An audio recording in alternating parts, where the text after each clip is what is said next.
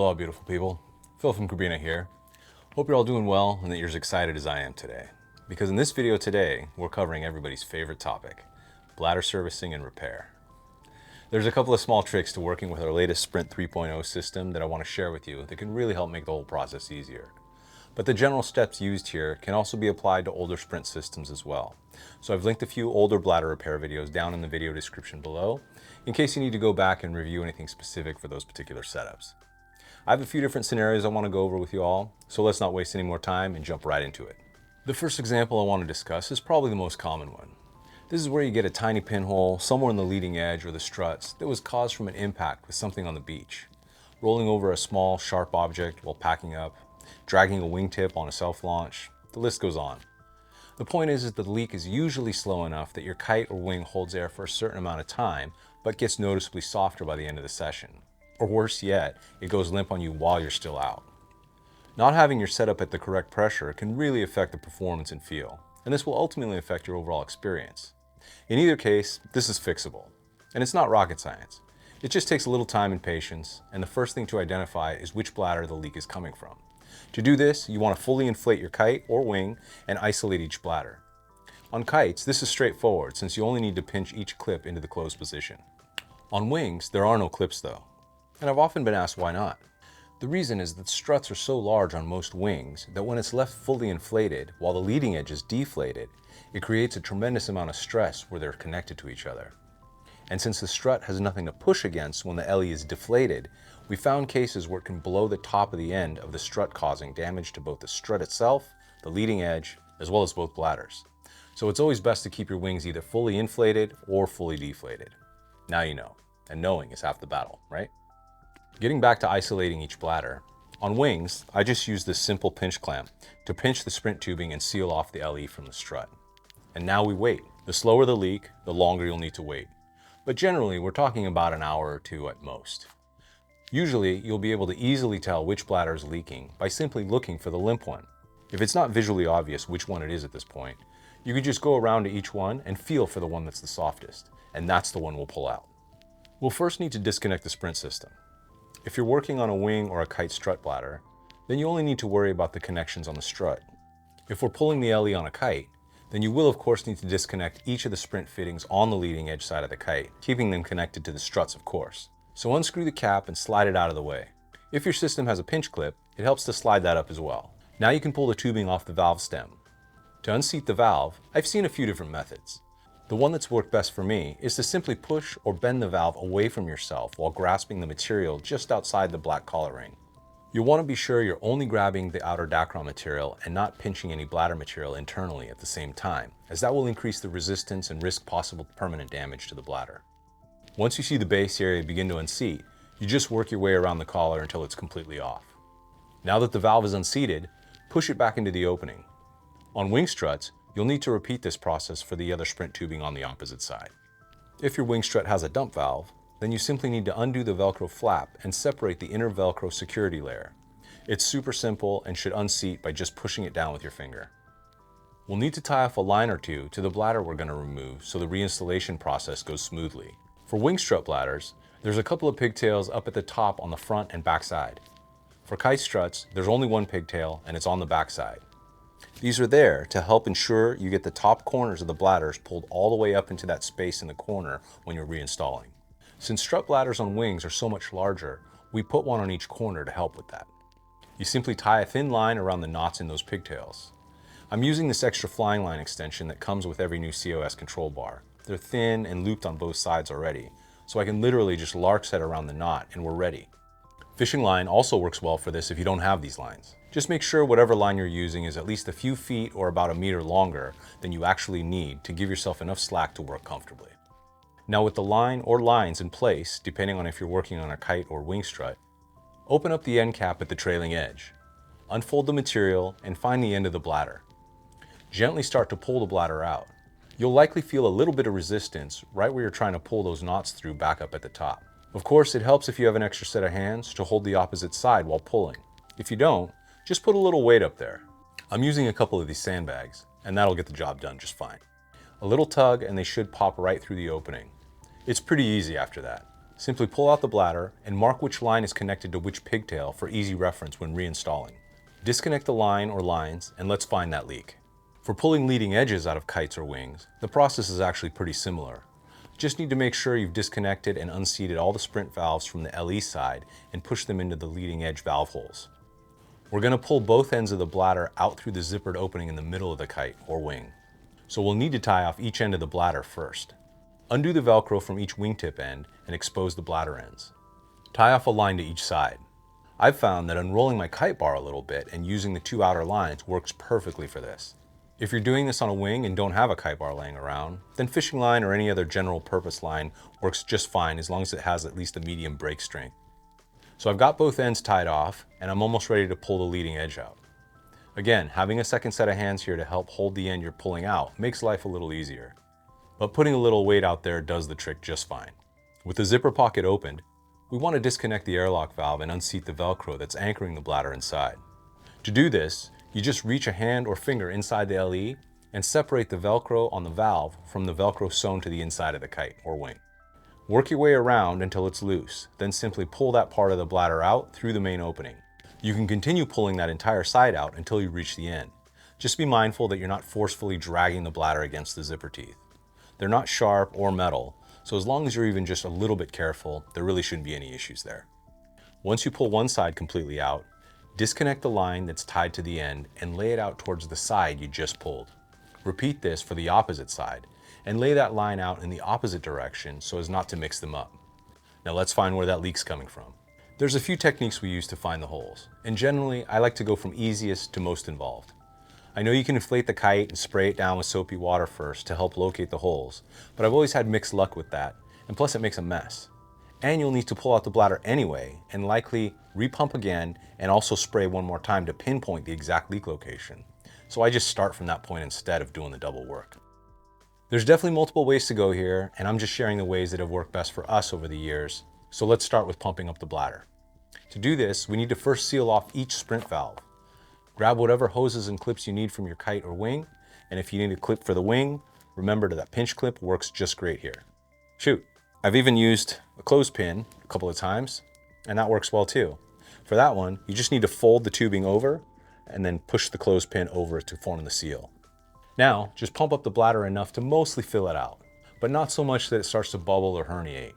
That can cause permanent stretching damage and might result in new leaks or even a blowout. So let's just go easy here. With the bladder inflated, I'll start going over the entire surface with my face really close to the material. The point of this is first, my eyesight is terrible these days, and the pinhole from such a slow leak will be really tough to spot just by sight. Not impossible, just difficult. You'd be surprised how quickly you can often find the source by using this method. And since it takes the least amount of effort, this is my first go-to. So obviously, you want to do this indoors in a relatively quiet environment and away from any open doors or windows where any outside breeze might be distracting and even give you a false positive. A little pro tip is to always start from one end and work your way slowly to the opposite side. And also, start from the side opposite the valves. The reason for this is that that's the side that comes in contact with the ground and any surface when inflating, landing, packing up, or generally just sitting on the beach. So it's most likely that the leak will be on that side. It's a bit more rare to get a small pinhole anywhere on the valve side since that area of the kite is almost never in contact with anything other than itself. But always be sure to check both sides just to be sure. So look, here we go. When I run past this spot, I feel air coming out and I can hear a very slight hiss. Let's get a little closer look to confirm. Yep, there it is. I'm going to mark it now with a Sharpie so I don't lose where it's at. Now let me quickly show you an alternative if that first method didn't produce any results for you. What you can do is now take that spray bottle that has the soapy water mixture inside and lightly spray down the bladder in small sections, wiping it down as you go. This one can get a little messy if you're not careful, so again, just do it in smaller areas and then wipe them down right after to avoid dripping soapy water all over the place. It also helps to lay down a towel to catch any dripping or overspray. When you find the leak, it'll start bubbling. That's your giveaway. Wipe down the area and again, mark it for quick and easy visual confirmation. The final technique is probably the most involved, but it's pretty reliable for when all else fails. And that involves dunking the inflated bladder underwater. Now bladders are big and cumbersome, so it's best to do this in as controlled of an environment as possible. For this example, we filled an extra large cooler, which in reality really could be bigger, and we're going to submerge the bladder in sections. Yes, I know this is outside and there is stuff on the ground, but it really was the only option to show you guys this example right now. Use the same method here as before, in that you want to go from one end to the other and start from the opposite side of the valves. And I'm only focusing on the areas that are directly between my hands, moving slowly, one section at a time. Just like the spray bottle technique, the leak will be blowing bubbles when you come across it. When you find it, wipe it down and mark that spot so you don't lose it. All right, I've wiped down the bladder, deflated it, and prepped an area to do the patching. Let's wipe it down with some alcohol to clean the surface. While that's drying, I'll cut a piece of bladder patch repair tape from the kit that comes with every new Cabrinha kite and wing. The piece I'm cutting is oversized a bit to help create a solid bond around the hole, and if applied correctly, should last the life of the kite. With the area clean and dry, I'll peel the backing off and stick the patch down over the hole. You want to take your time here and make sure there are no wrinkles or air bubbles under the patch, as this could prevent it from making an airtight seal. Put firm pressure all around the center, working your way out. Ideally, you want to leave this overnight, or at least several hours to allow the materials to really bond together well. Then of course, you'll want to inflate it and check your work by letting it sit for an extended period of time. I usually say at least a few hours, but let me go over the reinstallation now, since I know you don't want to come back tomorrow for the rest of this. For struts, it's simple. Lay the strut out just below the opening in the trailing edge. Attach your lines back onto the pigtails at the top. For kite struts, there's only one, so it's easy. For wings, you want to be sure you're attaching the correct line to the corresponding pigtail so you know you're pulling each corner into its correct place. Pull the lines from the top until the first bit of bladder enters the opening and you get to the valve. You want to stop here and manually insert the valve or valves into the sleeve and get them past the initial point of resistance. Have someone hold on to the trailing edge or put a little weight back there to help keep everything in place while you're pulling. Once they're past that point, you can continue pulling the lines up to the top to guide the bladder back into place. Once you see the pigtails pop out, you can stop pulling and go to locating the valves. If done correctly, you should be able to see or at least feel the valve stems next to the opening of the strut. Guide them out and get them seated into place. The easiest way I found to do this is to fold the base collar area in half while pulling the valve stem into place. If you need a little extra leverage, it helps to screw the cap on first so you have a little bit more purchase while doing this. You want to get it started on one side and then just work around the base area, getting the lip to seat in there until it's secured all the way around. If you're working on a wing with the second valve, then just repeat this process for the opposite side. Then locate and reseat the dump valve by securing the inner Velcro ring.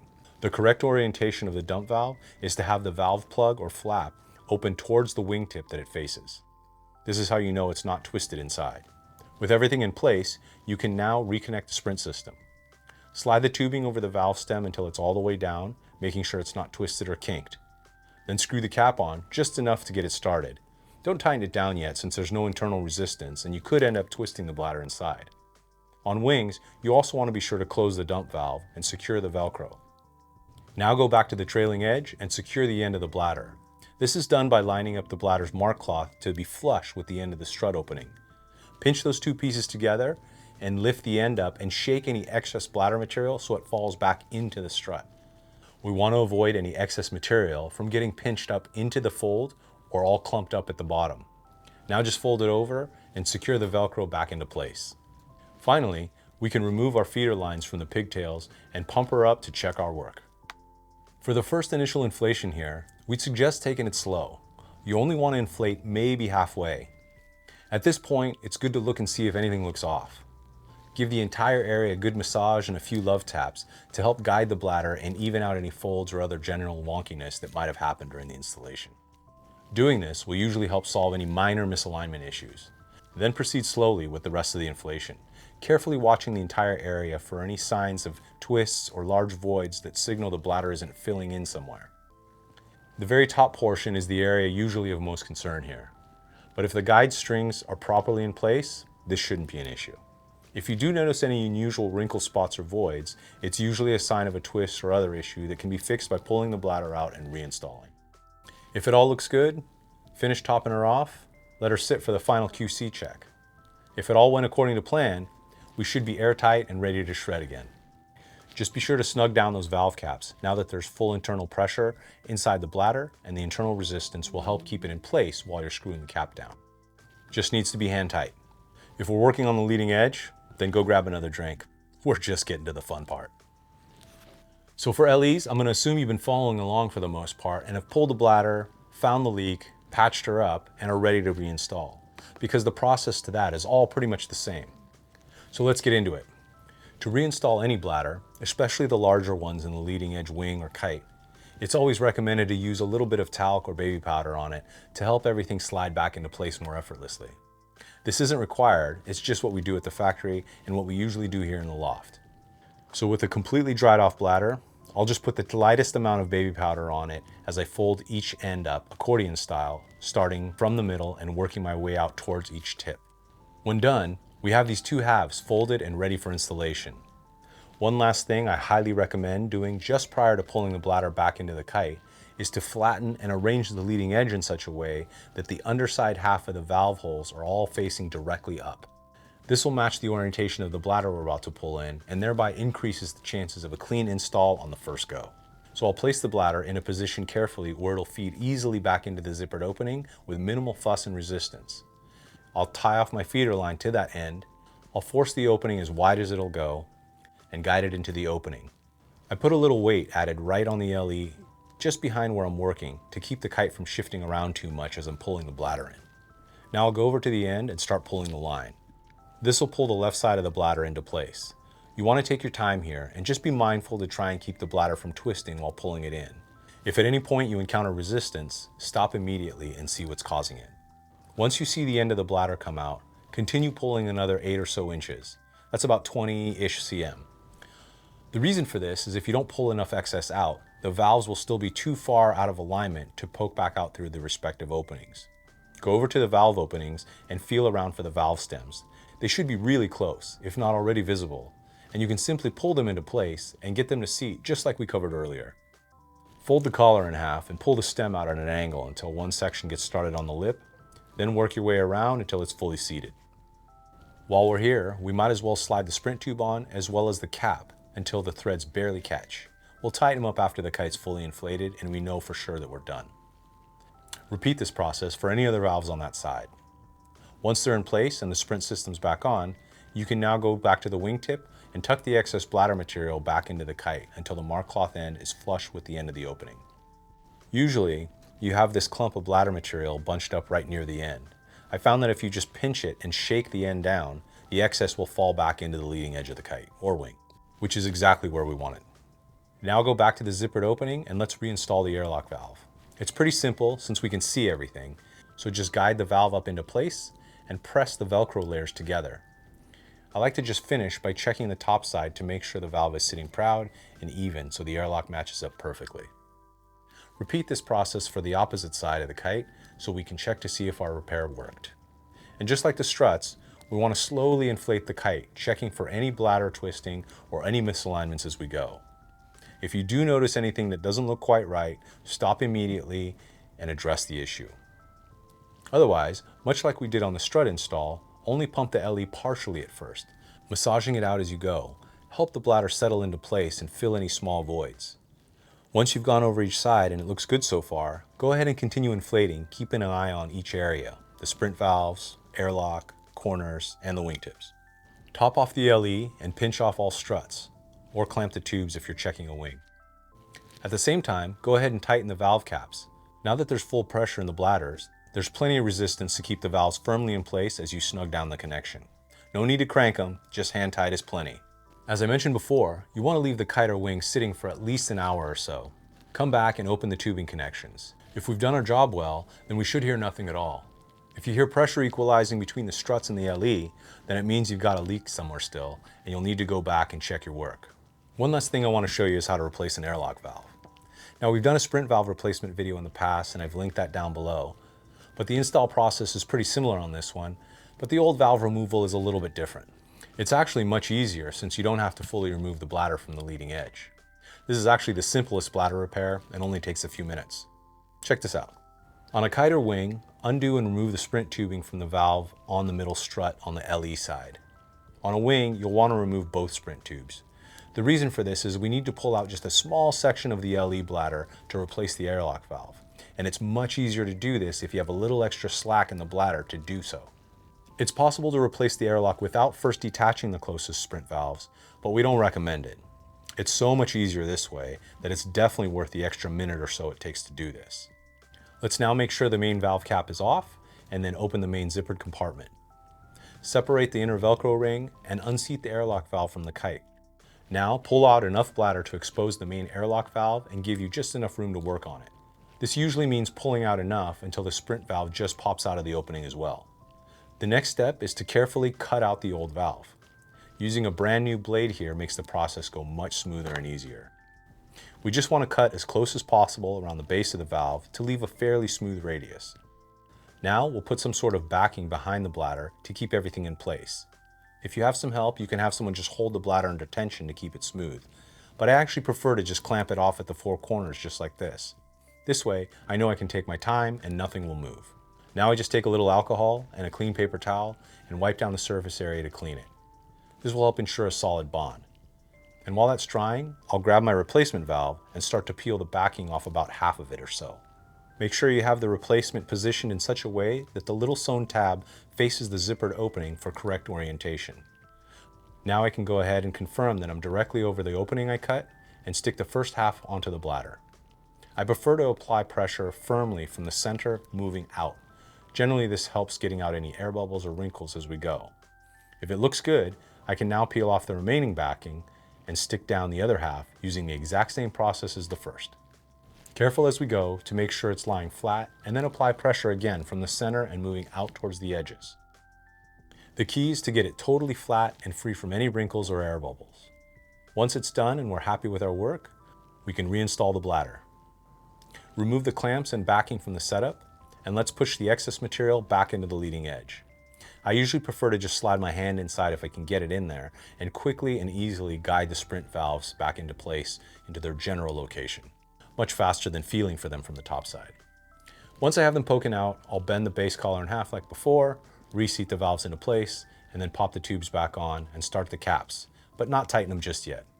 Then we'll go back and line up the airlock valve with the opening in the LE and press the two Velcro layers together and anchor it into place. Tuck any excess bladder material back into the leading edge, make sure the inner flap is opened and flat, and then just close the zipper and secure the Velcro layer. Now let's check our work by fully inflating the kite. Keep an eye on the areas we just pulled out and reinstalled to make sure there's no bulging or twisting going on. Should be okay since it was such a small area we worked on, but it never hurts to err on the side of caution. With the kite or wing fully inflated, I'll pinch off or clamp off any sprint tubes to isolate everything and let her sit again for a while to check for leaks.